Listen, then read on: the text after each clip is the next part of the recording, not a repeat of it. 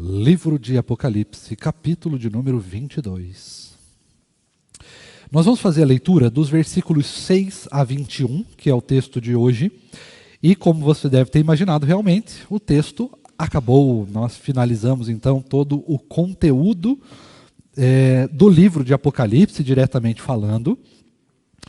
E hoje nós vamos às considerações finais deste livro. São 7 ao todo desse texto que nós lemos. O Narciso já fez 5, faltam 2. E essas 2 são bastante importantes, nós vamos trazer algumas perspectivas delas aqui.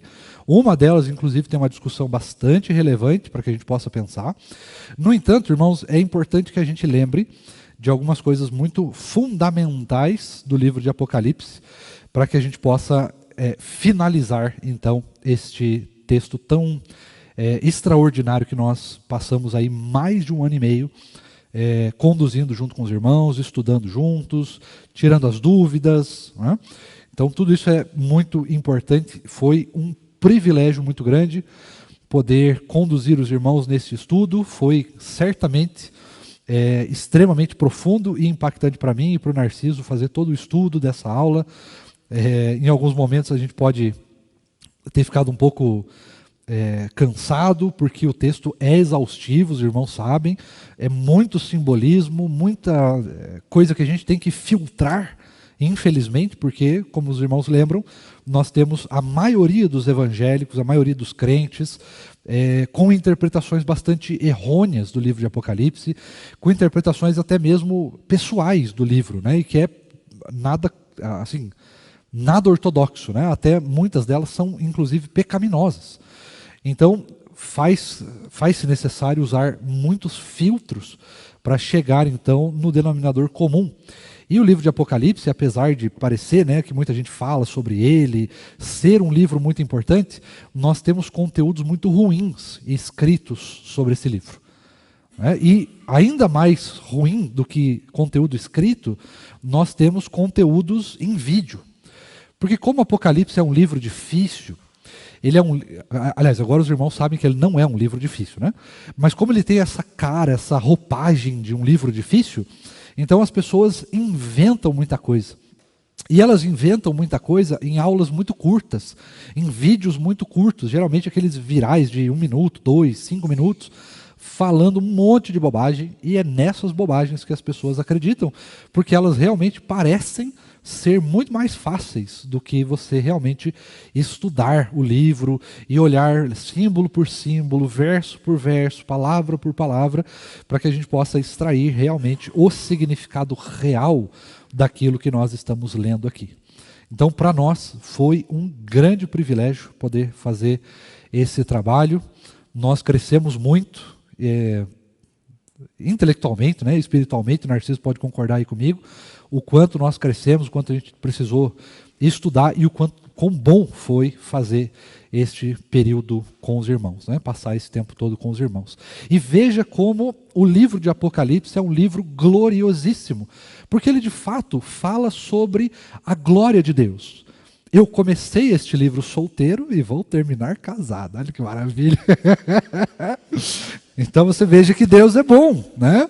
E quando nós lemos a sua palavra, nós somos transformados, né? De fé em fé, de glória em glória.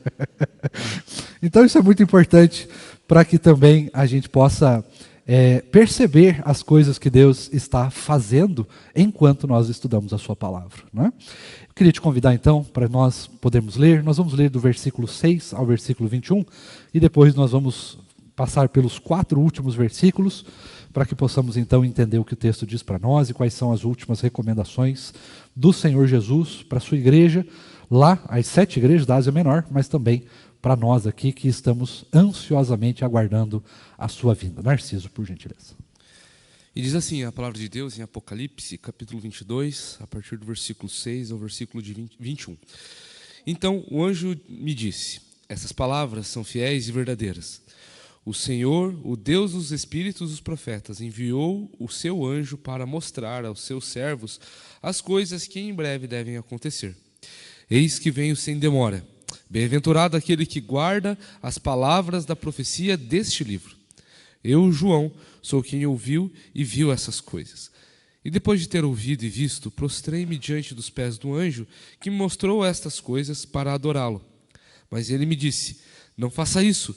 Sou um servo de Deus, assim como você e os seus irmãos, os profetas, e como são os que guardam as palavras deste livro. Adore a Deus. Disse-me ainda: não cele as palavras da profecia deste livro, porque o tempo está próximo. Continue o injusto a fazer injustiça, e continue o imundo a ser imundo. O justo continue na prática da justiça, e o santo continue a santificar-se. Eis que venho sem demora, e comigo está a recompensa que tenho para dar a cada um segundo as suas obras. Eu sou o Alfa e o Ômega, o primeiro e o último, o princípio e o fim. Bem-aventurados aqueles que lavam as suas vestes, para que tenham direito à árvore da vida e entrem na cidade pelos portões. Fora ficam os cães, os feiticeiros, os impuros, os assassinos, os idólatras e todo aquele que ama e pratica mentira. Eu, Jesus, enviei o meu anjo para dar testemunho dessas coisas a vocês nas igrejas. Eu sou a raiz e a geração de Davi, a brilhante estrela da manhã. E o Espírito e a noiva dizem: vem. Aquele que ouve, diga: vem. Aquele que tem sede, venha, e quem quiser, receba de graça a água da vida. Eu, a todo aquele que ouve as palavras da profecia deste livro, testifico. Se alguém fizer qualquer acréscimo, Deus lhe acrescentará os flagelos escritos neste livro. E se alguém tirar qualquer coisa das palavras do livro desta profecia, Deus tirará a sua parte da árvore da vida, da cidade santa e das coisas que estão escritas neste livro. Aquele que dá testemunho dessas coisas diz: certamente venho sem demora. Amém. Vem, Senhor Jesus. A graça do Senhor Jesus esteja com todos. Vamos orar? Deus bondoso e maravilhoso, nós louvamos o Teu nome, Deus, primeiro porque o Senhor nos permitiu chegar até aqui. O Senhor nos permitiu finalizar então o estudo desse livro tão glorioso, tão espetacular, que trata da volta do Senhor, mas especificamente trata do período que nós estamos vivendo agora, o período que nós estamos esperando, a ansiedade, o período que nós passamos esperando a Tua volta. Nós clamamos, ó Deus, para que todo esse tempo, todo esse conteúdo gerado no nosso coração também possa transformar as nossas vidas, possam mudar a forma como nós estamos vivendo, a forma como nós estamos esperando, possam ter trabalhado no nosso coração esse tempo de ansiedade, possa ter gerado fé no nosso coração, que muitas vezes é perdida nesse tempo de espera ou é substituída por outras coisas, mas que o nosso coração seja avivado pela proclamação do Teu Evangelho e assim, Deus, nós possamos também proclamar o Teu Evangelho, não só para as outras pessoas, mas também para o nosso coração, lembrando que o Senhor está às portas de voltar, não no tempo comum, como nós estamos acostumados, mas no Teu tempo o Senhor voltará e nos levará para a Nova Jerusalém Celestial. Por isso nós louvamos e exaltamos o nome do Senhor. E agora, Deus, que nós vamos finalizar esse texto, que o Senhor nos ajude, que o Senhor ministre de graça no nosso coração, que o Senhor nos encha de sabedoria, discernimento e conhecimento, para que possamos compreender e entender a Tua palavra, mas que também não seja só isso, mas que o Senhor também fale ao nosso coração, para que possamos ser, pela Tua palavra, completamente transformados, e assim possamos glorificar o Teu nome cada dia mais. Fala ao nosso coração, nos instrui, nos ensina, é o que nós clamamos ao Senhor nessa manhã, em nome de Jesus. Amém.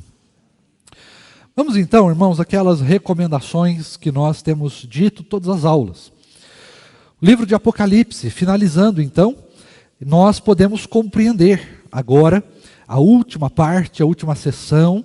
Lembrando que nós estamos na última sessão ainda, né, capítulo 20 a 22, e o texto de Apocalipse dividido em 7 sessões não cronológicas, ou seja, ele sempre está falando do momento em que Jesus foi aos céus até o momento em que ele vai voltar, não importa quanto tempo isso dure, nós estamos nesse interlúdio, e o livro de Apocalipse ele vai contar essa história 7 vezes, né? 7 vezes, do começo da vinda de Cristo até a sua volta, ele vai contar isso 7 vezes.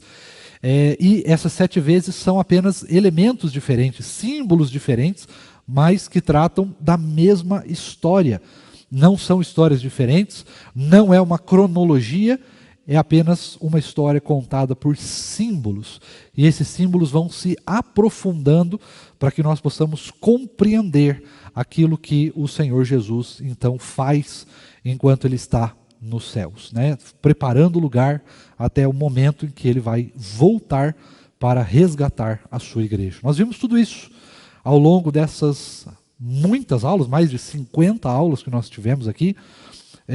Nós vimos todo esse tratado em que Deus vai consolar e confortar o seu povo nesse período de ansiedade, nesse período de espera. E que, embora o texto bíblico diga para nós que o Senhor Jesus já vem, Ele ainda não veio. E esse tempo de ainda não veio faz com que muitas vezes nós e outras pessoas, nós tenhamos um pouco de esmurecimento na nossa fé, porque a gente fica, né, com aquela pulga atrás da orelha, mas o já, cadê esse já? O já nosso não é o mesmo já de Deus. Lembre-se que para Deus um dia é como 1000 anos. Então, nós temos essa dinâmica bastante diferente. Nós não estamos tratando a partir do tempo comum. Nós estamos tratando do tempo de Deus. E esse tempo de Deus, ele é perfeito, mas nós não temos condições de medir, até porque o Senhor Deus não nos revelou quando vão acontecer essas coisas. Ele vai dando algumas dicas, que nós já vimos muitas vezes, ele vai trazendo alguns conceitos para que a gente possa pensar, ele vai trazendo alguns símbolos que podem nos orientar. No entanto, nós não temos como medir o tempo. Não dá para dizer que vai ser em 2033, por exemplo. Não dá para dizer que vai ser, com certeza não dá, porque já foi, né, em 2012, como já foi previsto, ou tantas outras dezenas, centenas de datas que foram previstas para que a volta de Cristo acontecesse, e não aconteceu. Porque ela não vai acontecer quando nós queremos, ou quando nós imaginamos, ela vai acontecer quando Deus tiver terminado de preparar lugar, como diz no Evangelho de João. Ao mesmo tempo, nós podemos entender que nem o próprio Senhor Jesus sabe quando vai ser esse tempo. Porque quando ele mesmo foi perguntado, ele disse, isso não foi revelado a mim, não foi revelado a ninguém. Essa informação pertence ao Pai, única e exclusivamente ao Pai. E é o Senhor Deus que vai dizer quando será a volta triunfante e gloriosa do Filho, e então a nossa partida definitiva, um passaporte só de ida para a Nova Jerusalém Celestial, onde é de fato a nossa casa, onde é de fato o nosso lar, onde está a verdadeira cidadania do crente. Hoje, você bem sabe, nós nos identificamos como brasileiros, nos identificamos como presbiterianos, nos identificamos como curitibanos, paranaenses. No entanto, todas essas convicções que nós temos hoje são meramente ilustrativas, porque na realidade nós aqui somos apenas peregrinos, esperando ao dia que nós vamos poder voltar para a nossa casa, para a pátria celestial, para o nosso lar, onde nós realmente temos a nossa identidade formada e bem estabelecida. É óbvio que nós não podemos dizer isso hoje, né? Se alguém te perguntar o seu RG, você vai ter que dar o RG aqui mesmo, né? Mas o nosso RG, ele está firmado no sangue de Cristo, que foi derramado na cruz do Calvário. A nossa cidadania está bastante escrita, né, no céu, e também foi escrita com o sangue de Cristo. Nós temos o nosso nome escrito no livro da vida, e nós então vamos chegar nessa nova Jerusalém celestial. No entanto, antes de chegarmos lá, nós temos duas últimas recomendações que nós precisamos levar com muita atenção.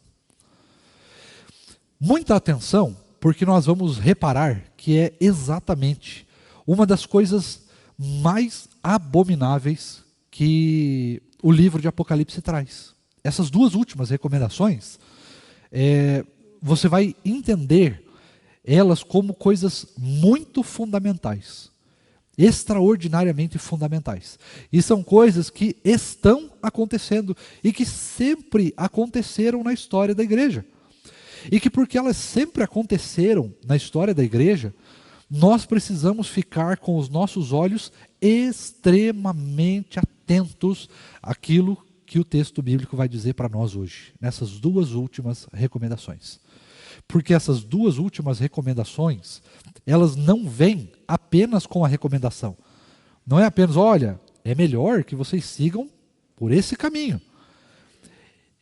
Lembra quando nós temos o 5º mandamento, que é o primeiro mandamento com promessa? Honrai pai e mãe para que se prolonguem os seus dias na terra, né? É um mandamento com promessa. Aqui nós temos duas recomendações. E essas duas recomendações são com promessas também. Só que, no entanto, não são promessas boas. São promessas da ira e do juízo de Deus, caso alguém resolva enveredar por esse caminho. Narciso, por gentileza, verso 18. Eu, a todo aquele que ouve as palavras da profecia deste livro, testifico. Se alguém lhe fizer qualquer acréscimo, Deus lhe acrescentará os flagelos escritos nesse livro. Perfeito. Então vamos lá. Eu. Quem é o eu? O Senhor Jesus. Eu, né? Eu sou. Então o eu aqui é o Senhor Jesus. A todos quanto ouvirem as palavras deste livro, eu testifico. Vamos dizer que neste termo, eu testifico, vai ser mais ou menos o que a gente conhece como o nosso cartório hoje, né, de testemunha. Então a ideia aqui, eu assino embaixo, eu afirmo a vocês, eu estou testificando, eu estou me colocando como a testemunha do que eu mesmo estou falando. Né? O próprio Senhor Jesus é a testemunha deste livro. Eu testifico, eu afirmo a vocês o que vai acontecer. Né? Então, mais uma vez, eu queria fazer esse paralelo no sentido de ouvir. O livro de Apocalipse, irmãos, ele não é um livro apenas para ser lido. Lembra que eu falei lá no começo? A gente falou várias vezes sobre isso. O livro de Apocalipse é um livro para ser ouvido. Ouvido. A ideia, lembre-se que esse livro ele é uma profecia também. Embora seja uma profecia do já, que muitas coisas já aconteceram e outras ainda não aconteceram, mas este livro ele se trata de uma profecia. E profecia não foi feita só para ser lida, não foi feita só para ser interpretada, ela também foi feita para ser ouvida. E é coisa que a gente não faz muito, né? A gente fez aqui agora todo esse tempo, né? Mas é importante, o livro de Apocalipse ele tem que ser ouvido. A palavra de Deus tem que ser ouvida. A fé vem pelo ouvir e ouvir a palavra. É lógico que isso não exclui as pessoas que não tenham condições de ouvir, que não tenham condições de compreender a palavra, porque isso quem faz é o Espírito, mas quem tem condições, a fé vem pelo ouvir e ouvir a palavra, e é importante então que nós possamos ouvir o texto bíblico, né? Não só ler o texto bíblico. É claro que isso também tem o contexto de que naquela época poucas pessoas sabiam ler, né? Então, onde que você vai ouvir o texto bíblico? Na pregação, na igreja. Você tinha que ir para a igreja, e então a carta, porque este livro é uma carta, mais especificamente uma epístola, este livro então era lido em voz alta para as pessoas, né? Exatamente como se fosse uma pregação, mas era lido. Então chegava, né, o diácono, o presbítero, ou o diácono ou o presbítero, na verdade, né? E então vinham estes homens de Deus e eles liam o texto bíblico para a igreja. E era assim que era propagado o livro de Apocalipse. Tá? Então, por isso que está escrito aqui, ouvir. Então, ouvir o Senhor Jesus dá testemunho. E aí nós temos a recomendação. Qual que é a recomendação que o Senhor Jesus? Aquele que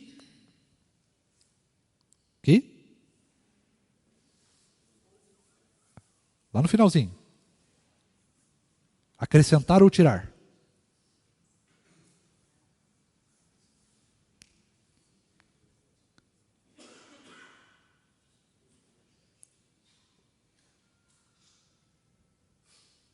Acrescentar ou tirar? Acrescentar, não é isso? Primeira recomendação, quem acrescentar. Do que o texto bíblico está falando para nós? Não é exatamente o que eu e o Narciso batemos na tecla o tempo todo para os irmãos? Acrescentar. Ou seja, quem interpretar o texto bíblico acrescentando das suas próprias interpretações, das suas próprias palavras, do seu próprio ponto de vista.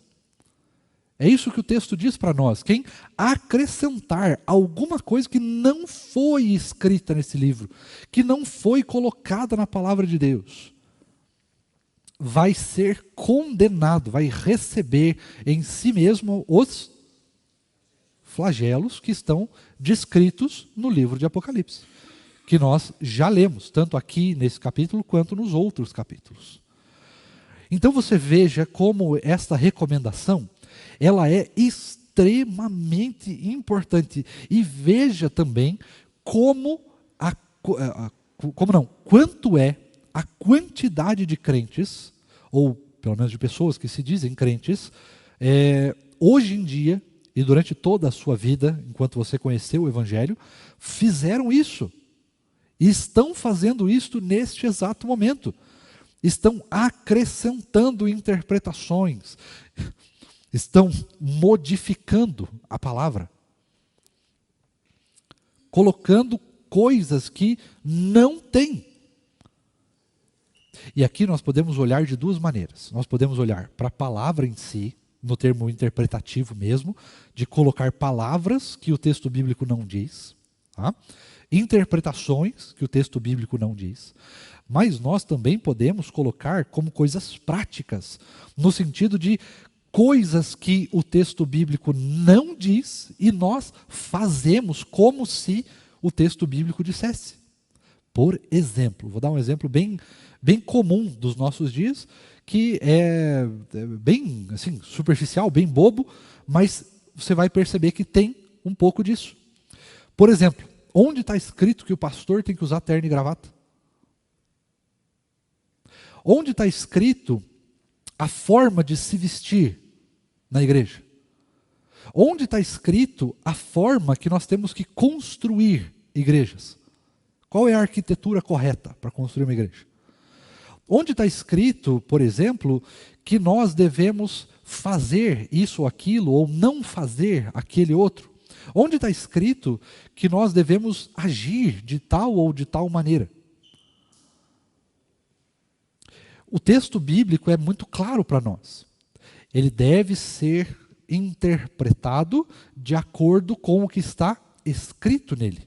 Há uma regra muito clara na interpretação bíblica, na hermenêutica. É uma regra muito clara, mas é difícil do pessoal seguir essa regra. E ela é bem assim: a palavra de Deus interpreta a própria palavra de Deus. A Bíblia se interpreta a si mesma. Nós não interpretamos a Bíblia, é ela que se interpreta. Parece curioso, né? Porque quando nós estamos pregando aqui, parece que nós estamos interpretando. Mas o que nós estamos interpretando é o que ela mesma diz. E é por isso que nós falamos tanto de fidelidade à palavra. Porque o risco que eu tenho de pegar um versículo e interpretar do jeito que eu quiser, colocar do jeito que eu quiser, e vejam, as maiores seitas, as maiores heresias, as maiores blasfêmias foram exatamente isso, ou são exatamente isso. Quando nós interpretamos o texto do jeito que a gente quer. E aí na hermenêutica tem uma outra frase: texto sem contexto é pretexto, para falar o que eu bem entender, para pensar do jeito que eu quiser. Por exemplo, na época das eleições, lá de 2022, 2018 foi assim também, nós tivemos, e provavelmente 2026 vai ser a mesma coisa, perdão, 2026 vai ser a mesma coisa, muitas pessoas dizendo que a Bíblia, ela é de direita. A Bíblia não é de direita, não é de esquerda, a Bíblia é de Deus. A Bíblia traz a visão política do reino de Deus. Ah, mas em um momento ela parece dizer alguma coisa relacionada à direita. Em outros momentos parece que ela está dizendo alguma coisa relacionada à esquerda. Não está. Isso é interpretação. Isso é coisa da nossa cabeça. Isso é acrescentar à palavra o que ela não diz. E é exatamente isso que o texto está dizendo para nós. E veja como é sério, porque é uma promessa de Deus. Quem fizer isso vai ter os flagelos acrescentados. Não tem meio termo. Não tem meia possibilidade. Quem fizer isso vai ter. É uma promessa.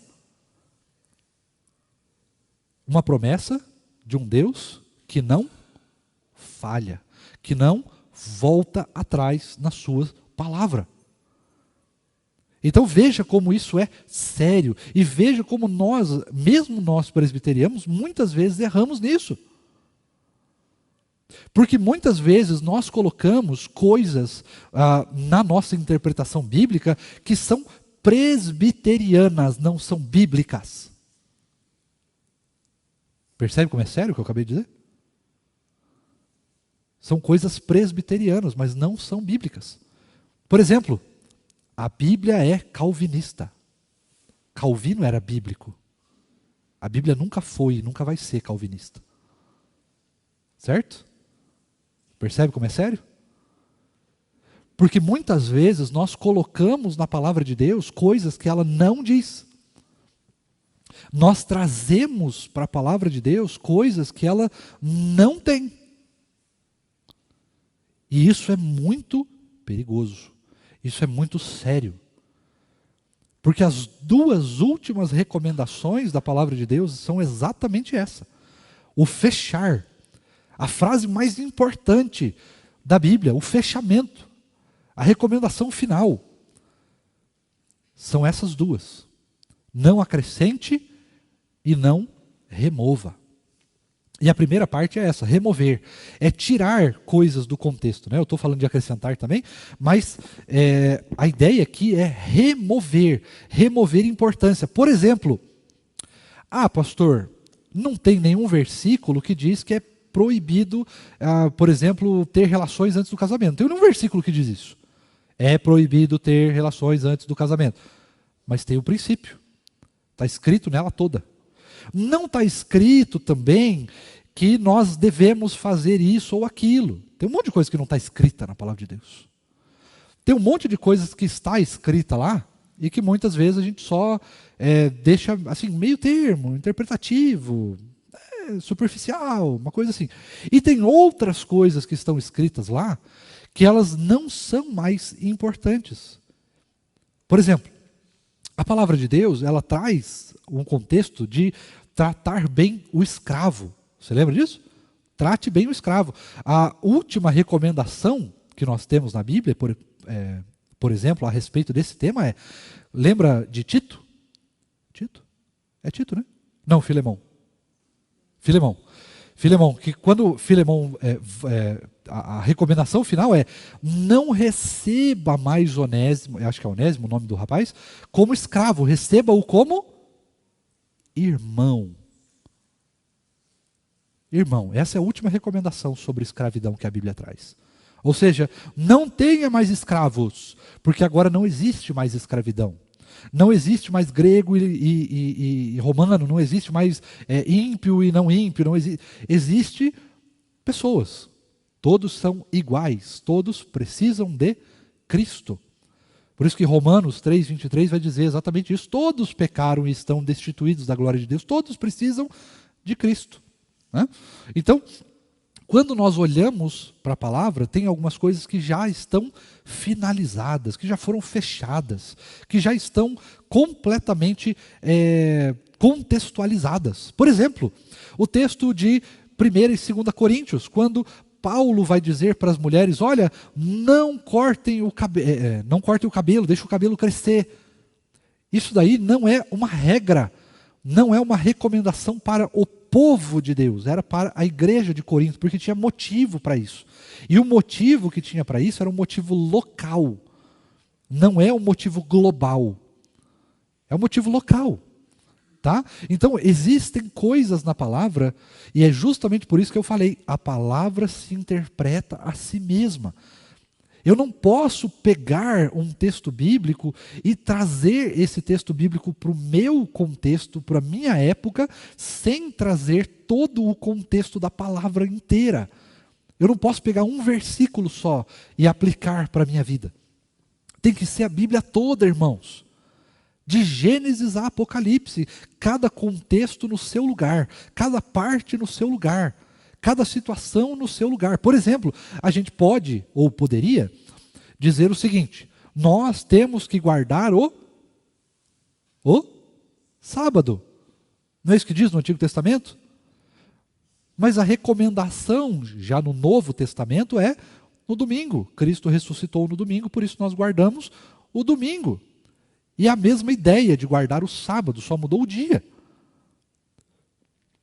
Tá? Então, veja que a própria palavra se interpreta por si mesma. Se nós interpretássemos a palavra segundo apenas o Antigo Testamento, ou apenas um ou outro versículo, veja como nós teríamos uma vida triste, porque nós não poderíamos comer bacon.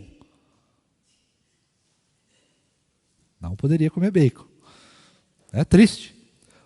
Nós não poderíamos comer camarão. Você gosta de camarão? Não poderia. Então você veja, tem diversas outras características que a gente poderia ficar citando aqui, que falam exatamente sobre isso. Mas eu queria tratar apenas uma, que é a ideia de nós retirarmos da palavra de Deus aquilo que é importante. E muitos crentes fazem isso. Seja pela desculpa que for. Ah, mas isso é porque está no Antigo Testamento, agora no Novo não é mais assim. Ah, mas isso daqui é coisa do passado. Hoje em dia nós estamos no século 21.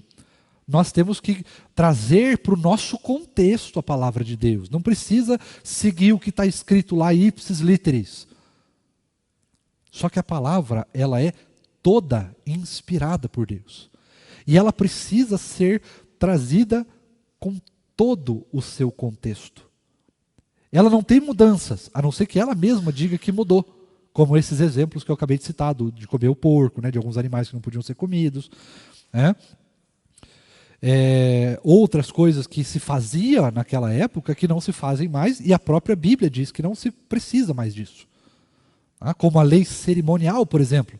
A gente não precisa mais trazer para a igreja animais para serem sacrificados. A Bíblia extinguiu essa prática. Porque o último sacrifício foi o do Cordeiro Perfeito de Cristo Jesus. Então, a gente não precisa mais trazer sacrifício.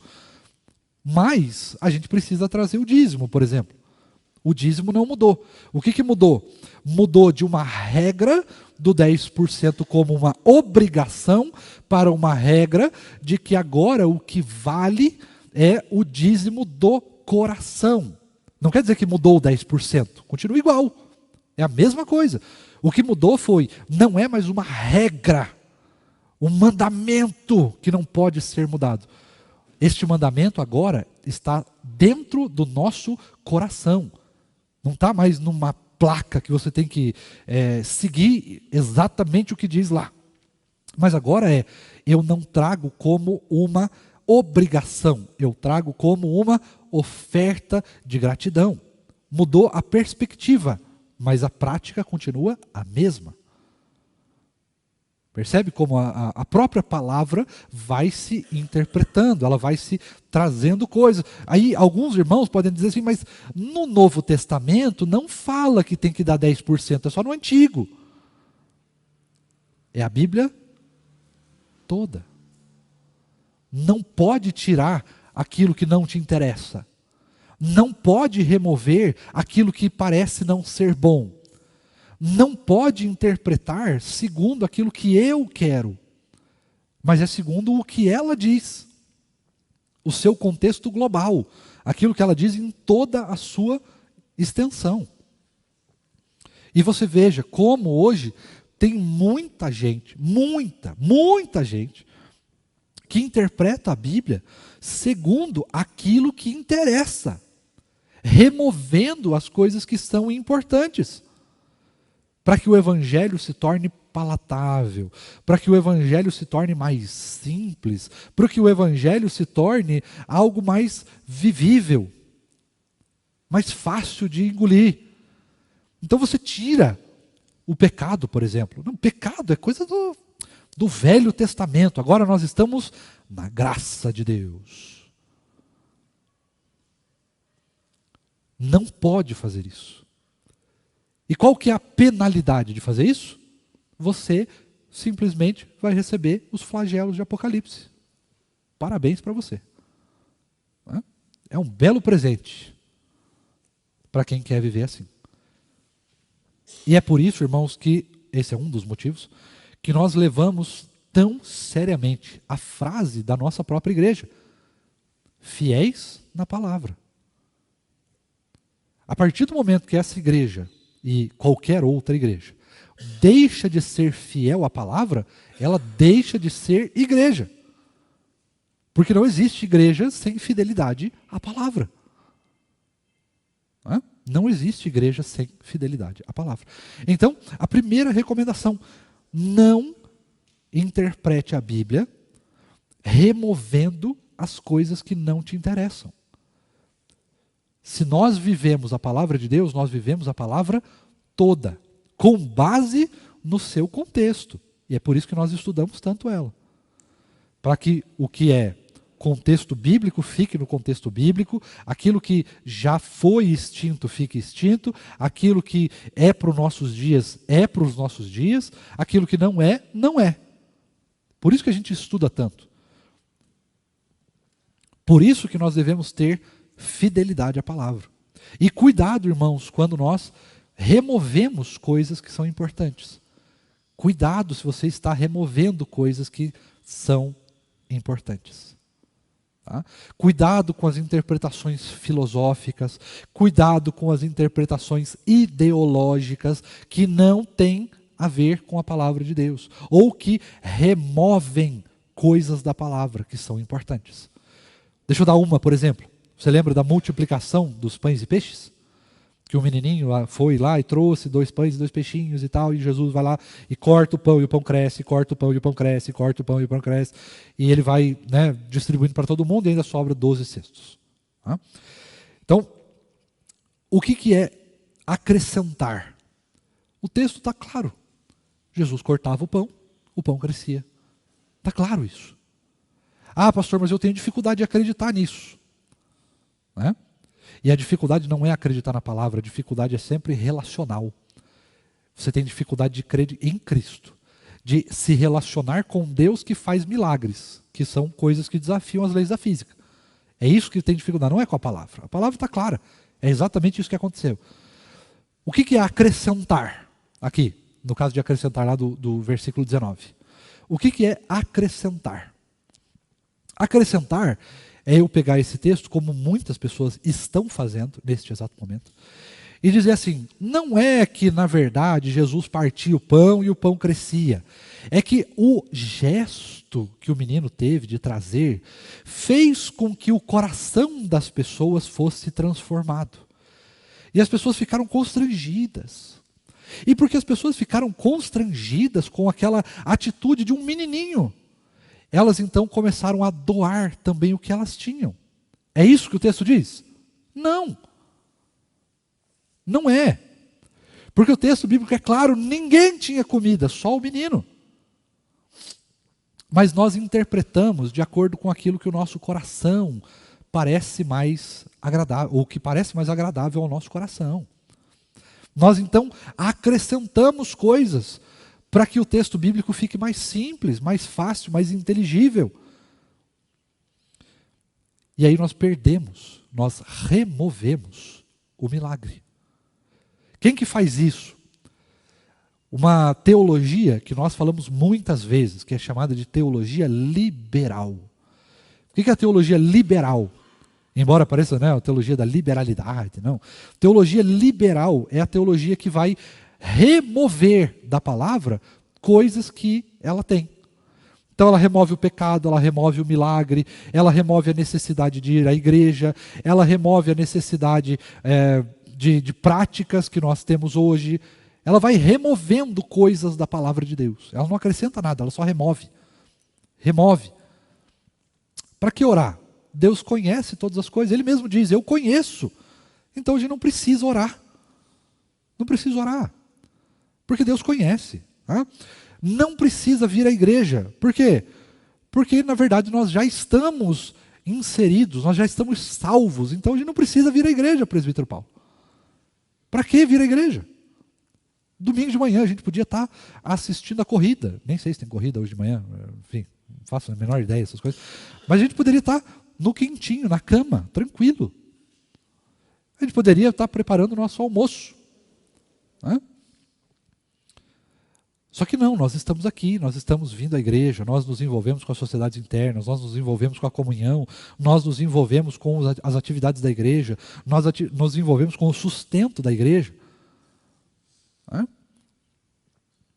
E assim, irmãos, nós vamos removendo coisas que são importantes para a palavra e que são importantes para a nossa salvação. Isso é teologia liberal.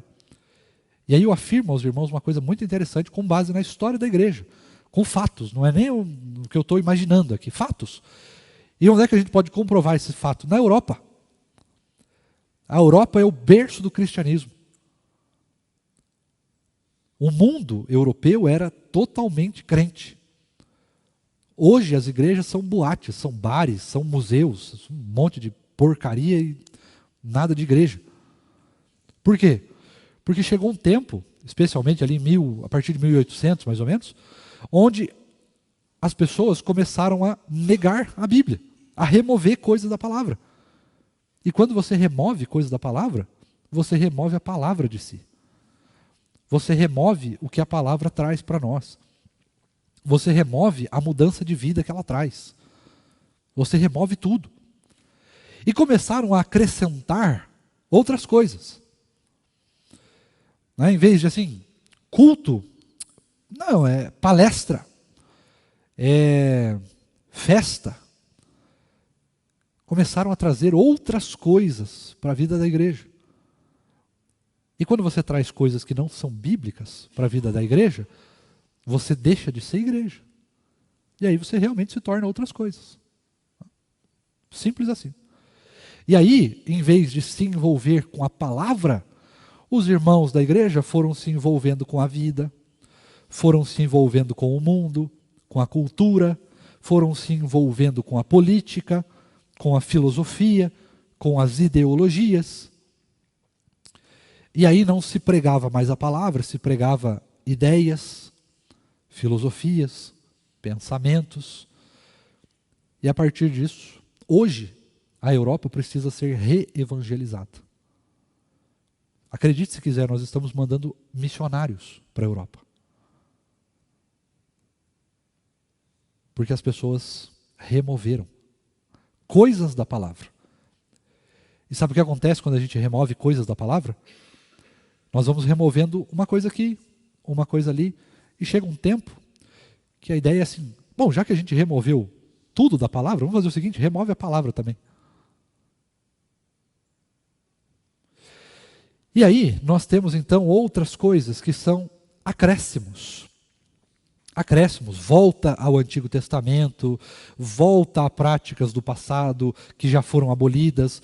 Nós temos coisas que são acrescentadas como cultura. Cultura que é acrescentada à palavra de Deus. Tá? Então, nós acrescentamos ideias à palavra, nós acrescentamos ideologias à palavra, nós acrescentamos filosofias à palavra, nós acrescentamos política na palavra, nós acrescentamos economia na palavra, ao invés de acrescentar a palavra nessas coisas, para que elas sejam mudadas, transformadas, pelo mesmo poder de Cristo que transformou as nossas vidas. Duas recomendações, irmãos, extremamente importantes. A primeira, não remova, porque você vai receber os flagelos. E a segunda é ainda mais cruel, é ainda mais séria, é ainda mais pesada. Não acrescente coisas, porque se você acrescentar coisas, você será... O que diz o texto? Versículo 19. Você será removido. Não é isso que o texto diz? Você será retirado. Você não vai poder entrar na nova Jerusalém celestial pelos portões e por lugar nenhum. Você não vai poder se alimentar da árvore da vida. Você não vai poder usufruir do rio da vida. você não vai entrar na cidade. Esse texto é muito sério. Lembra que eu falei no começo da aula que existe uma discussão grande aqui? Porque este texto, ele traz a mesma ideia do pecado contra o espírito. E aqui não é símbolo, aqui é recomendação. É a mesma ideia. Qual que é o pecado, o único pecado que não tem perdão? É o pecado contra o espírito. E aqui o texto diz para nós, quem acrescentar alguma coisa na palavra de Deus, vai ser removido. Olha como é sério isso.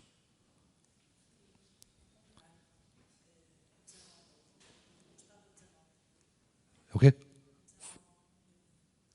Fala no microfone, senão eu não vou... Ergue a mão e... Narciso, traz o... Tem que ler o 19.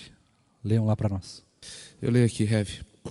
E se alguém tirar qualquer coisa das palavras do livro dessa profecia, Deus tirará a sua parte da árvore da vida, da cidade santa e das coisas que estão escritas neste livro. Eu estava falando ao contrário, né? Faz sentido. Mas a ideia é a mesma. Né? Se você remover, será removido. Se você acrescentar, será acrescentado os flagelos. Tá?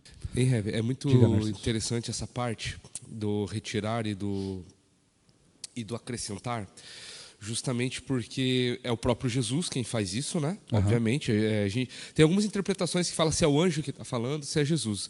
Não, ali ele está falando Jesus, de uma profecia que é dele, né? Então Jesus ele tem essa autoridade o anjo não pode de fazer dizer eu isso. sou, né? Oi? Os anjos nunca podem dizer eu sou. Exatamente.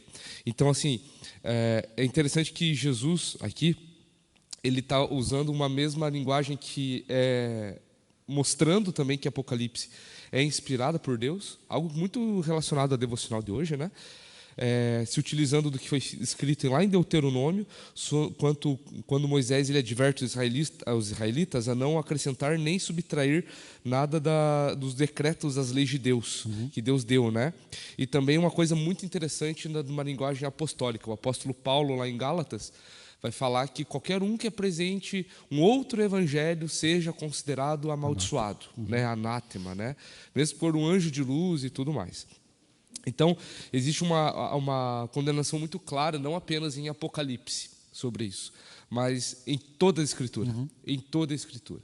Sobre acrescentar, sobre mudar, sobre tirar, sobre fazer qualquer alteração do texto inspirado é importante. E é importante a gente também tomar cuidado com as traduções que a gente tem. A gente falou um pouco também disso na devocional, né? Tem traduções que são tão atualizadas que a gente deve evitar. Né? Tem a tradução lá, a versão freestyle, né? Que contém até mesmo palavrões nessa tradução. Né? Então, assim, é muito complicado e são palavras, são textos que a gente deve evitar, né? E às vezes a interpretação e a tradução é muito simples também, que não fala sobre o teor do texto. Então fica aqui uma advertência para todos nós, que a importância de nós lermos a Bíblia com cuidado também, com todo temor e pedindo a orientação do Espírito Santo aqui, né? E fala claramente, você falou aí sobre o sentido ser o mesmo, tanto quanto tirar, quanto acrescentar, e de fato sim, né? A gente está vendo ali sobre condenações muito claras, né? Os flagelos, os 7 flagelos que a gente viu ali em Apocalipse, né? na quinta sessão. Isso. Que a gente viu, e também sobre o que a gente viu no capítulo 22, 21 e 22, sobre os ímpios não entrarem na Nova Jerusalém, não entrarem, não comerem da árvore da vida, né? São formas diferentes de falar sobre aquilo que a gente perde por não andarmos nos caminhos do Senhor, né? E, claro, eu estava vendo aqui um comentário, existem ao longo da história, para a gente perceber que existem os copistas. Os copistas são os que escreveram a Bíblia ao longo de todos os séculos. Manuscritos que a gente tem e preserva até hoje, que a gente consegue hoje também, comparando, montar o que é a Bíblia que a gente tem nas nossas mãos. Né? E a gente encontra alguns erros de copistas. Por exemplo, a letra Yod no hebraico, se você tem copistas que eles puxam a perninha do iod, ele parece uma outra letra, aparece a letra vav. E nisso existe algumas até discussões no meio acadêmico do que o copista fez, o que ele quis dizer, se realmente era isso. E é claro que a gente não está falando destes que estão adulterando o texto. Estamos falando daqueles que estão deliberadamente, assim, pela própria vontade, né? Usando muito bem, reverendo, o seu livre-arbítrio de fazer o mal, de adulterar o texto, seja para mais, seja para menos. Exato. E é destes que Jesus está falando aqui. Não são aqueles que, por exemplo, vão escrever a Bíblia e acabam errando uma letrinha. Quem aqui já teve a experiência de escrever à mão um versículo bíblico e errou uma letra ou uma palavra? Não é de você que Jesus está falando, meu irmão. É daqueles que ensinam falsas doutrinas, daqueles Exato. que negam e rejeitam aquilo que Jesus está falando aqui em Apocalipse, e também o Espírito Santo inspirando toda a Bíblia. Exato. É desses que Jesus está falando. E é muito interessante como a Bíblia ela é tratada como profecia, não apenas Apocalipse. Mas em Apocalipse, de uma forma muito clara, a gente encontra, olha só, reverendo, 7 vezes a palavra profecia. 7 vezes. A gente encontra em Apocalipse, capítulo 1, no capítulo 11, no capítulo 19 e no capítulo 22 nós encontramos 4 vezes. Então, isso que está sendo nos falado é de extrema importância, não é opcional, não é um convite, é uma advertência. É uma advertência mesmo, sobre como nós devemos ser zelosos com a palavra de Deus. Exato. Em tudo, ao ler, ao pedir iluminação do Espírito Santo, como aprendemos na devocional hoje, fomos ministrados hoje pela palavra, nos nossos estudos, nas nossas aplicações dentro de casa, ao ensinar os filhos, ao estar com a nossa família, devemos ser zelosos, porque profecia é palavra de Deus. Logo, a Bíblia, se ela é uma profecia, ela é também a palavra de Deus. Não contém palavras de Deus apenas. Ela Exato. é palavra de Deus. Exatamente. Então, meus irmãos, vejam como esse negócio é extremamente importante. O quanto isso é relevante para nós. E o quanto isso é desafiador para nós. Porque você vai olhar por aí, a maioria das pessoas estão fazendo exatamente o contrário. Ou acrescentando ou removendo, de acordo com as suas próprias intenções, sua maldade, sua pecaminosidade, seus interesses e afins. Né? E nós devemos ter um cuidado muito grandioso com isso. Muito grandioso. Narciso, lê o 20 e o 21 para a gente finalizar? Porque o 20 e o 21 daí é mais... Diz assim a palavra de Deus: aquele que dá testemunho dessas coisas diz: certamente venho sem demora. Amém. Vem, Senhor Jesus. A graça do Senhor Jesus esteja com todos. Então o 21 não tem nada o que dizer, né? A graça de Deus seja com todos. É o João finalizando o livro, a carta para todas as igrejas, né? Lembrando que o livro começa com graça e termina com graça. A Bíblia começa com graça e termina com graça, é sempre assim. Mas nós também temos aqui a ideia de que é o último vem, né? O último vem, logo venho sem demora. Então lembre-se, sem demora é o tempo de Deus, não é o nosso. Tá? Então esse sem demora não tem que nos desanimar, porque o Senhor Jesus está voltando. A ideia não é eu vou voltar, é eu estou voltando. Ah, mas quando que vai ser, pastor? Já estamos esperando há 2000 anos. Não tem problema, podemos esperar por mais 2000, por 20.000, 200.000, que seja. Mas ele vai voltar em algum momento e ele já está voltando. Tá? E como que a gente testifica isso? Não é pela razão. Nunca foi pela razão que a gente testifica alguma coisa bíblica. Toda a palavra de Deus, irmãos, ela nos leva para uma coisa, para a salvação em Cristo, claro. Mas essa salvação em Cristo não é um presente que Deus nos dá apenas. Ah, vocês são salvos aí, agora vivam a vida de vocês. Não. A palavra de Deus, do começo ao fim, ela trata de um relacionamento com Deus, irmãos. Um relacionamento que foi rompido por causa do pecado e que está sendo restaurado em Cristo. Tá? Então, como é que a gente testemunha? Como é que a gente testifica essa ideia de que Cristo está voltando? Porque nós temos um relacionamento com Ele. E só sabe desta realidade de que Cristo está voltando quem tem um relacionamento com o Cristo que está voltando. Porque se nós não temos um relacionamento com Cristo, então nós vamos ficar tentando racionalizar. Ah, mas quando que vai ser? Já está 2000 anos, será que é verdade mesmo? Não se trata disso. Se trata de se relacionar com Cristo. E se relacionando com Cristo, nós temos no nosso coração testificado que Ele está voltando. Não é racional, é pela fé. Tá? Não é racional, é pela fé. Deu para entender até aqui, irmãos? Vamos abrir para perguntas? Sobrou alguma dúvida de todo o capítulo, de todo o livro? Sobrou alguma dúvida, sobrou algum comentário que você queira fazer a respeito deste livro, de tudo aquilo que a gente estudou? Este é o momento. Narciso, me ajuda lá. Antônio. Diga lá, Antônio. Eu vejo que é preocupante o momento que vivemos, porque talvez, provavelmente, né, que nós vivemos o pior período de cristão que existiu, né? Nós temos um período complicado cristão. E desde o iluminismo, né, a gente está vivendo aquele momento de politicamente correto, querendo trazer o politicamente correto para dentro da igreja.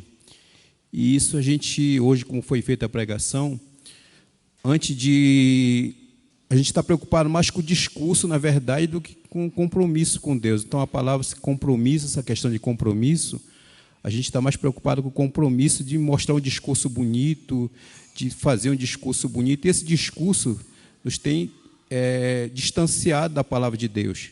Hoje, antes de lermos a palavra, muitas das vezes a gente esquece de orar, de pedir que Deus venha iluminar. Não, a gente quer colocar nosso compromisso, nosso discurso e querer encaixar a palavra ali dentro. Isso tem sido perigoso, isso acaba acrescentando ou tirando. Exato. Porque o nosso discurso, a gente acha que é mais importante do que a palavra, a gente quer encaixar o nosso discurso, quer mostrar para as pessoas, quer mostrar o politicamente correto. E isso é o grande perigo, como você colocou, a Europa, que é o grande exemplo disso aí. Né? Que as pessoas, hoje em dia tem europeu que quer ensinar algumas situações para nós que eles não estão vivendo lá. Que não estão vivendo lá. É isso. É isso. Quem mais?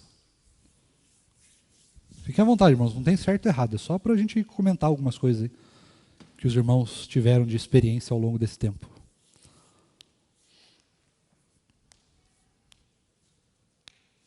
Não sejam envergonhados. Só porque vocês vão aparecer na câmera. Que isso?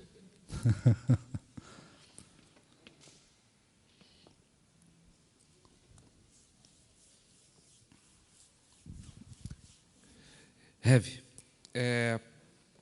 Acredito que o Apocalipse aqui, como a gente estudou ao longo desses 2 anos, nos ensinou muitas coisas, né?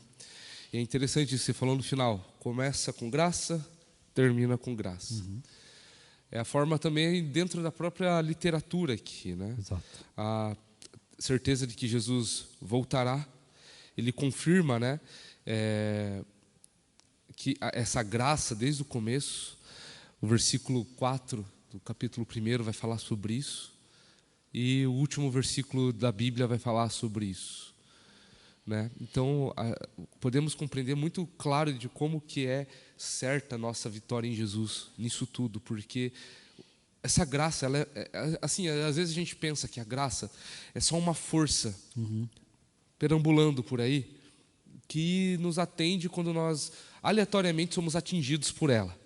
E não é isso. A gente precisa entender que qualquer coisa que acontece na nossa vida, até mesmo na vida do ímpio, é graça de Deus. É a graça de Deus que sustenta todas as coisas. É o agir do Espírito Santo que sustenta todas as coisas. De uma forma muito especial, é a graça que atinge a vida do crente, dando certeza de uma esperança futura e de que esse mundo não está andando na aleatoriedade. Não está andando sem um final certo. Não existe derrota no final. E acho que essa é a grande mensagem de Apocalipse, né? Falando com os destinatários ali originais, que passavam por muitas coisas, essa foi uma carta e uma palavra de Jesus, de esperança.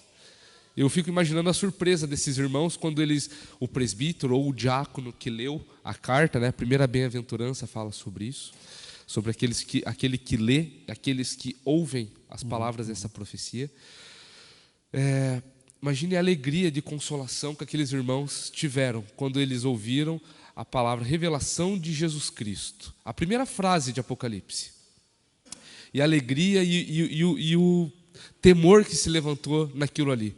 Provavelmente eram igrejas que estavam vivendo num lugar muito escuro, um lugar muito, talvez, úmido, né? Os piores lugares para se manter, mas mesmo assim Jesus, na sua graça, fez com que tudo chegasse até esses irmãos e isso fosse preservado para nós, hoje, para que vivamos nessa mesma esperança de graça, de fé e de certeza de que Jesus vai voltar. Jesus ele testifica isso a todo momento, e a última frase de esperança ali de Jesus é: venho sem demora. É isso que nos sustenta. Então, por isso que nós devemos andar desejosos pela volta de Jesus. Se a gente não anda assim, se a gente vive como se Jesus nunca fosse voltar, ou como se a gente nunca fosse morrer, como se a gente nunca fosse estar diante de Deus, a gente precisa vasculhar o nosso coração. A gente precisa fazer com que a nossa vida reflita, de fato, se essa esperança ela é viva em nós ou não. E a gente precisa pedir misericórdia de Deus, a misericórdia do Senhor, para que essa esperança ela seja cada vez mais viva. Se ela é viva hoje, amanhã tem que estar mais viva. Depois de amanhã, mais viva ainda. E assim vai indo de fé em fé, de graça em graça. A nossa esperança vai sendo alimentada pelo poder do Espírito Santo, ou até o dia da nossa morte, ou até a volta de Jesus Cristo. Exato. O fato é, nós estaremos com o Senhor para sempre. Essa é a nossa fé, essa é a nossa esperança. É isso aí. Amém? Fechamos. Maravilhoso, né? Coisa boa. Acabamos, Rev. Acabamos. Muito bom. Mas semana que vem, meus irmãos, ainda faremos uma última aula para recapitularmos tudo. Posso dar uma palavrinha aqui rapidinho, pastor? Fique à vontade. Meus irmãos, se vocês tiverem perguntas, olha, estou colocando a nossa conta em risco aqui, hein, Rev? Se vocês tiverem perguntas sobre o livro inteiro, tragam semana que vem. Isso. Sabemos que é um livro bem complexo, cheio de simbolismos, de uma teologia bem densa. No entanto, explicando, fica mais fácil. Então, irmãos, vocês se preparem semana que vem, se vocês quiserem, tragam suas perguntas, tragam suas respostas também, aí, se vocês tiverem alguma, seus comentários, que a gente vai fazer uma pincelada geral em todo o livro de Apocalipse novamente e abrir para perguntas e respostas, que daí na próxima aula, daqui 2 semanas, a gente vai começar uma nova série para irmos em diante aí no nosso curso aí da Escola Bíblica Dominical. Exato. Tranquilo? Essa aula final, irmãos, ela é importante também. Lembre-se que nós não somos mais uma igreja que está apenas restrita a nós. Porque se fosse só para nós fechamos aqui. Mas lembre-se que nós também estamos transmitindo essas aulas. Então é importante que a gente também finalize o conteúdo de uma maneira extremamente didática.